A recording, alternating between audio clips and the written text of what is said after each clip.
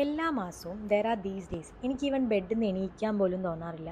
രാവിലെ തൊട്ട് ഒരു ഹോട്ട് ബാഗും വയറിൽ വെച്ചിരിക്കാൻ പറ്റിയിരുന്നെങ്കിൽ എന്ന് ഞാൻ ചിന്തിച്ചിട്ടുണ്ട്. ഞാൻ ഈ പറയുന്ന കാര്യം ഒരുവിധം അല്ല എല്ലാ ഗേൾസിനും റിലേറ്റബിൾ ആയിരിക്കും.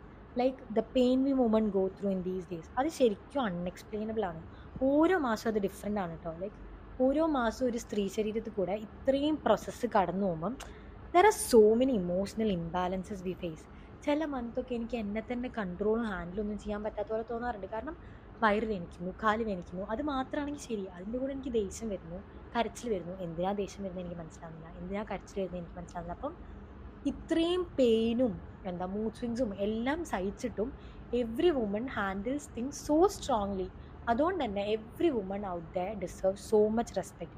ഈവൻ എൻ്റെ ഫ്രണ്ട്സ് തന്നെ ഉണ്ട് കേട്ടോ. ഇപ്പോൾ പിരീഡ്സ് ആണെന്നൊക്കെ പറഞ്ഞിട്ട് ഞാൻ മാറിയിരിക്കുമ്പോൾ എൻ്റെ അടുത്ത് വന്നിട്ട് ഇങ്ങനെ ഭയങ്കര ഒരുമാതിരി ആക്കിയിട്ട് എന്തിനാ അത്ര ഓവറാക്കുന്നത്, ഇതൊക്കെ എല്ലാ മാസവും ഉള്ളതല്ലേ എന്നൊക്കെ പറയും. അപ്പം ഐ ഗെറ്റ് ടു ഇറിറ്റേറ്റഡ്.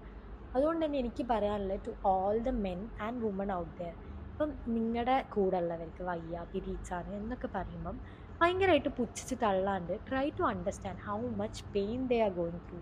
അത് മനസ്സിലാക്കിയിട്ട് അവർക്ക് കുറച്ചും കൂടെ റെസ്പെക്റ്റും സ്നേഹവും സ്പേസും ഒക്കെ കൊടുത്തു നോക്കി. Like they will be so happy and they really deserves it.